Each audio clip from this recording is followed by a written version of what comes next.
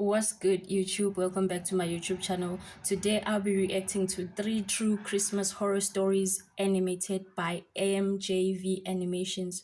So I'm very excited to be reacting to this video, guys. I really do enjoy animated horror story videos, so this is gonna be good, I know for a fact. So without me wasting any more of your time, let's jump right onto this video because wow, I can't wait.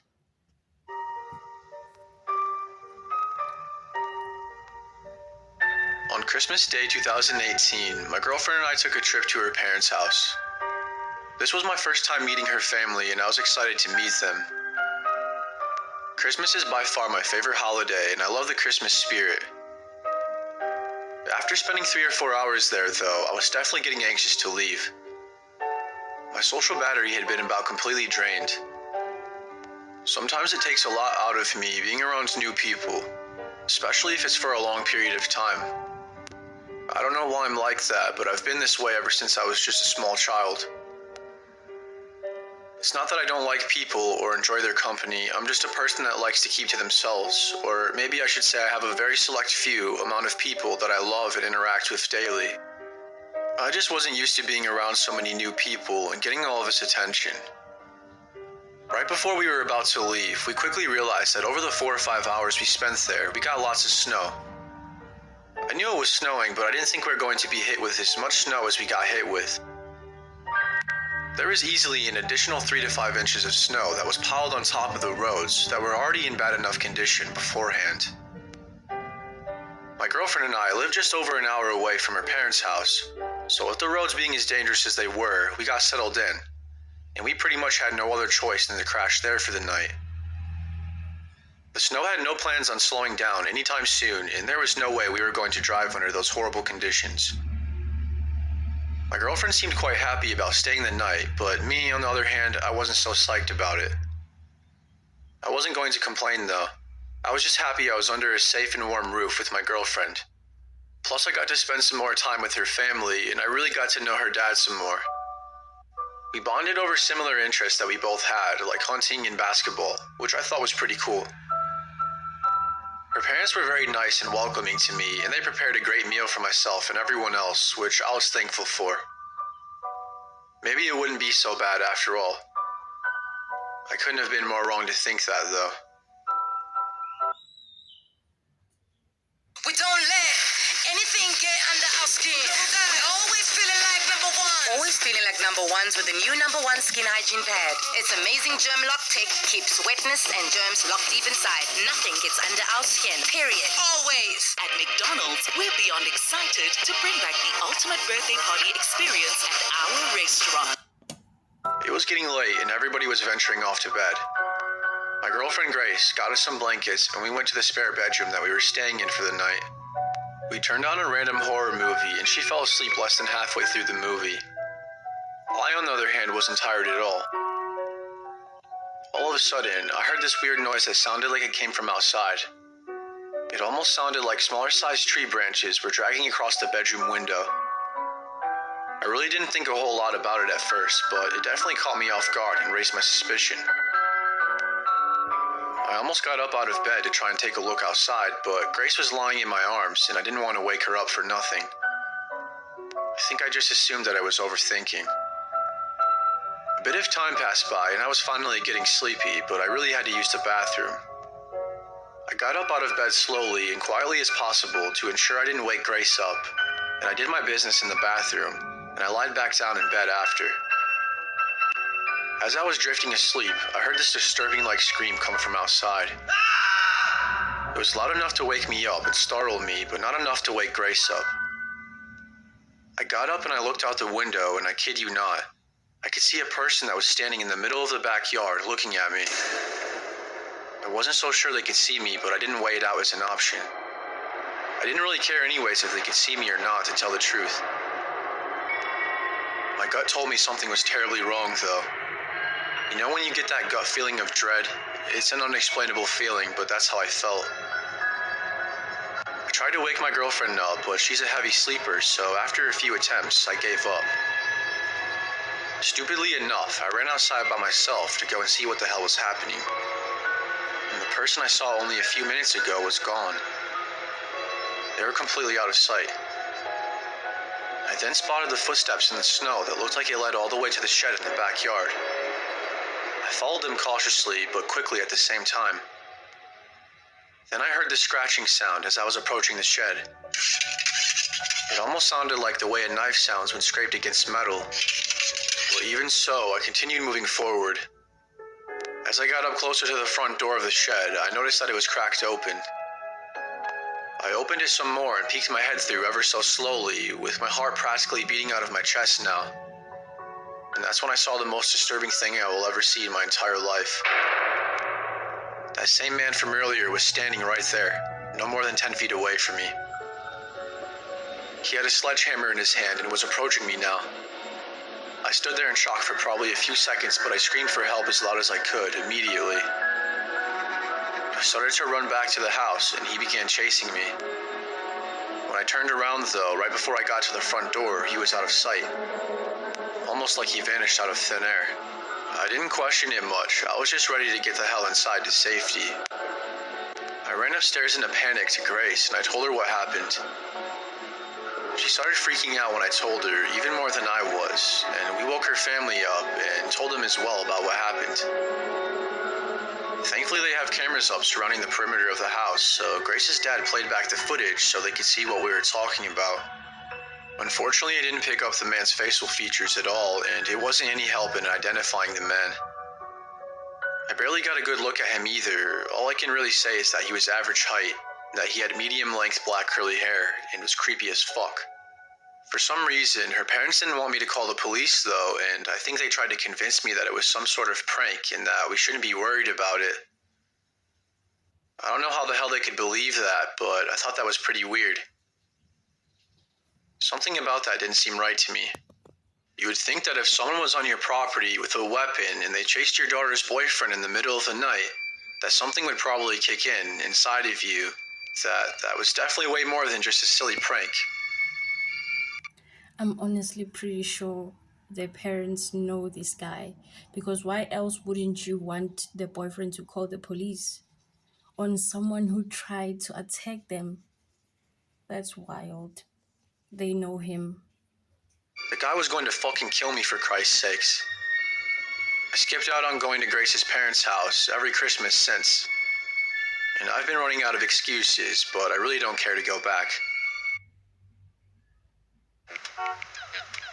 If things are looking a bit boring, try the new irresistible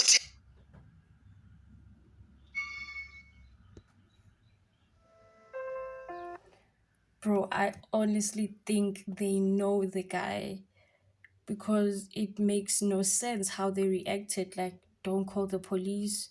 Someone was actually walking around in their property and they weren't worried that this person is gonna come back and do something to them. That's crazy. Maybe they did want to scare him off, because ever since that Christmas he hasn't been back to that place. Because why would you go back? Why would you go back after experiencing that? And the first mistake the boyfriend made was to go outside and try to find this guy.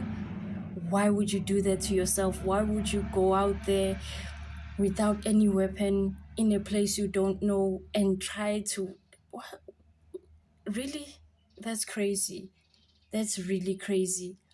Don't forget to subscribe, guys, like and comment the video. Last year on Christmas Eve, I was sitting in my living room on the couch, enjoying my free time alone. My two boys, who were only 5 and 8 years old at the time, were already in bed, and my wife was already sleeping peacefully as well. I had a couple hours to myself to do whatever I wanted. So I turned a random Christmas movie on that I found on TV, and I let it play in the background. I turned our Christmas tree lights on, and I made myself some hot chocolate to really help set the atmosphere of a cozy Christmas Eve night. I wasn't paying a whole lot of attention to the movie. I was mostly just playing games on my phone and scrolling through Facebook. I just remember feeling very content and relaxed. It was the perfect night. I had the fireplace going, and I had leftovers from last night's dinner, and the next day was Christmas. I didn't think that life could get any better than that. Unexpectedly and completely out of nowhere, I heard a thud sound that came from the other side of the house. It scared me at first, but I figured it was nothing. But then I heard it again. I then looked outside through the front living room window and the kitchen window that was above the sink and all around the house. I peeked my head through my kids' bedroom. They share a room, might I add, just to see if anything was going on that I should know about. They were both sound asleep. I checked my wife and I's room as well, but she also seemed to be sleeping. What the hell was that noise? I heard the noise like 3 or 4 separate times, and each time it sounded like someone was pounding on something with their fist. I took a step outside in my slippers to have a look around the house, but there was nobody. Maybe my mind was just playing tricks on me, I thought. I decided to let it go and head back inside. I was now walking back to our patio, and just as I made it inside and was about to lock the sliding glass door, I heard a scream. It sounded like a kid. Right away, I knew it was Luke, who was my youngest boy. I wasn't sure where the screaming was coming from, but I ran to the boys' room and exploded through the door and turned the light on. Logan, who was my other son, woke up in a panic and Luke was missing. The bedroom window was wide open. I asked Logan where he was, and he said he had no idea. I told Logan to run to Mom in our room until I heard know that Luke was missing and to call the police. I grabbed my 9mm handgun and I rushed outside and ran to my backyard, calling out for Luke's name. And thankfully, he was able to let out a scream. We live out in the country and we have a huge yard that sits on about 15 acres of mostly dense woods and trails. I followed the sound of his scream and it led me to the woods. I found myself chasing after him, just trying my absolute best to find him.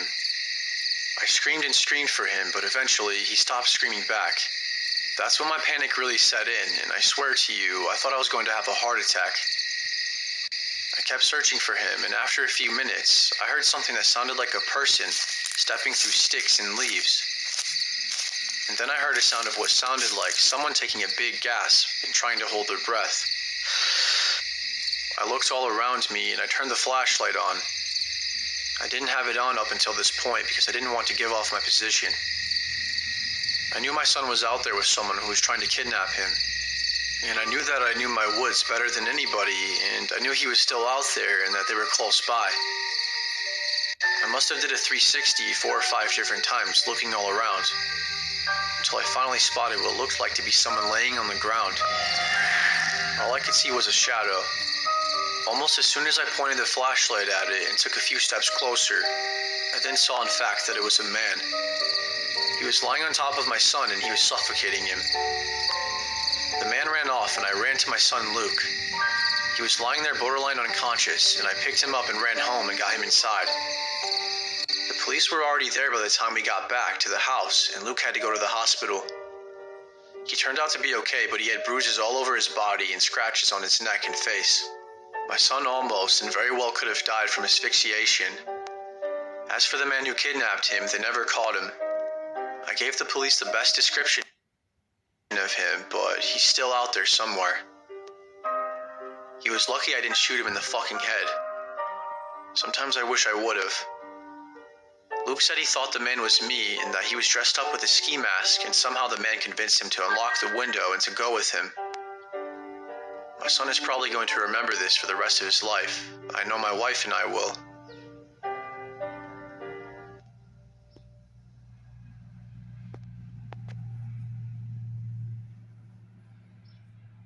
I beat my post-acne marks. Everyone noticed the changes in my skin.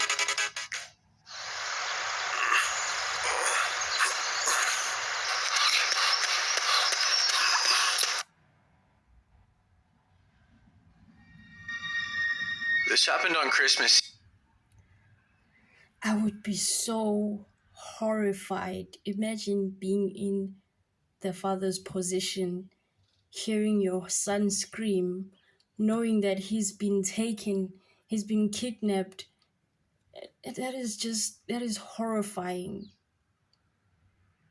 Jesus Christ, some people are just evil because why do you do such things? Why do you take kids? Why do you put others in traumatic positions? Like, Imagine being Luke and growing up with that thought in his mind that you were almost taken, you were almost kidnapped. You had to, my God, that is just, that's evil, that's bad, that's so wrong in so many ways. But I'm glad that his father was able to find him quickly, because who knows where he would have gone, what he would have gone through. Jesus. Eve, when I was 23 years old, 3 years ago. I lived alone in a house that I was renting at the time. I had been spending time with some family all afternoon, and I didn't end up making it home until later into the evening. I was really tired because my sleep schedule was all out of whack, and I remember I had a particularly stressful work week the previous week, so I was just ready to go to bed. Usually I shower when I get home and hop in bed afterwards and turn some Netflix on or YouTube, but not today. I was so beat that I went straight to sleep after checking my phone for a few minutes. I had to wake up early for Christmas morning anyways. I think I fell asleep just after 8 o'clock. It couldn't have been more than a few hours that I awoke to footsteps that were coming from upstairs. Just to give you a little bit of an idea, my bedroom was downstairs in the basement. I'm a really light sleeper, so I woke up fairly quick, I think. I woke up in a panicked state, and immediately I realized someone had just broken into my house. First thing I thought to do was call the police, but my phone wasn't picking up any service. I get horrible service sometimes in my basement, and this was one of those times. I rushed over to the laundry room that was also downstairs and only a room away, and I grabbed about a foot-long steel pipe that I could use as a self-defense weapon. Of course, I didn't want it to come to that, but I had to be ready. I hid behind some clothes I had hanging up in the laundry room, and it wasn't that great of a hiding spot, honestly, but it was the only place I could come up with to hide.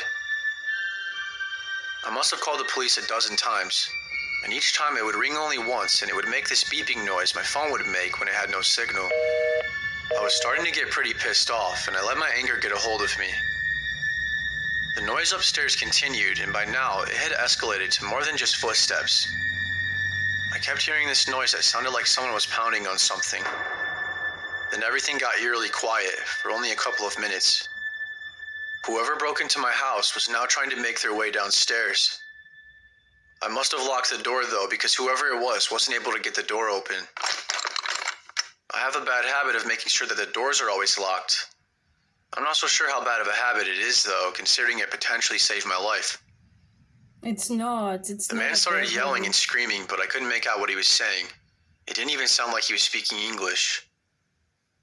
He then knocked on the door, and then he attempted to break it down by what sounded like him kicking it over and over. Luckily, he wasn't able to get the door open. I pretty much sat there and waited for the nightmare to be over with. I waited until I felt like he was gone before I even thought about walking upstairs.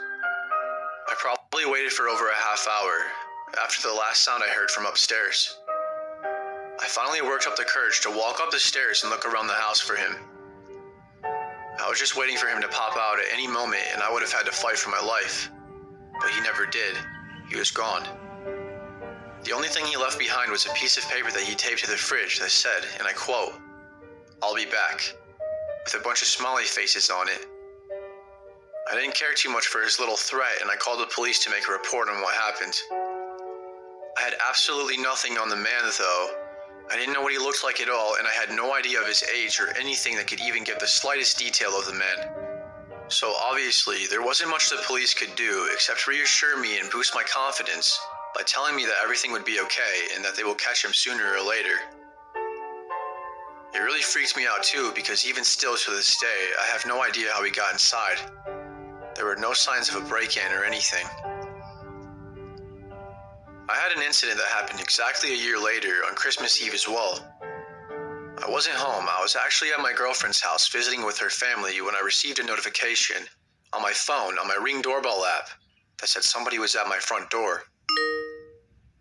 I opened up the notification right away, and there was a man on my front porch trying to get my attention or break into my house or something.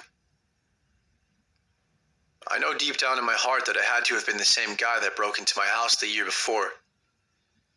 He had this huge creepy smile on his face, but he seemed to have been confused by the ring camera I had, like he hadn't seen one before or something. I then yelled at him and told him the police were on the way and that if he doesn't leave he's going to be arrested, to never come back again. Well, surprisingly it worked when I threatened him because he ran off and I haven't heard or seen anything from him since. I called the police and I was able to give them a description finally, but still, since the man was gone by the time the police arrived, there wasn't much they could do. Now, every year around Christmas especially, I get paranoid that he's going to come back. I'm set to move in about 3 months though, so hopefully I can finally start feeling safe in my own home.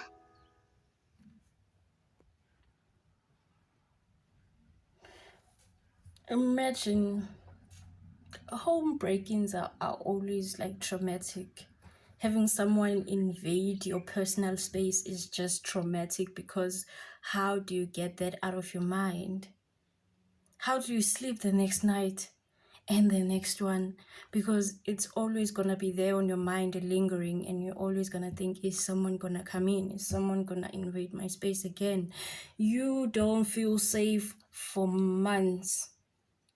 You don't. It's frustrating to go through that process and everything else, especially if that person is never caught. In this case, he never even saw the guy at first, so it was just way crazier. But I'm glad that he had locked the door, and it's not a bad habit to lock doors, people. Like, it's not. That's why locks were made, so that people don't invade our personal spaces. But I'm glad that the door was locked. Usually, these people just don't lock their doors, which is crazy to me. I cannot, for the life of me, understand that concept of not locking doors. I don't. But anyways, I really enjoyed reacting to this video. For those of you guys who are new to this channel, please subscribe, like, comment, and click on that notification bell, guys. I would really appreciate it. And please go check out MJV Animations if you want to see more of their videos. I'll see you on the next one.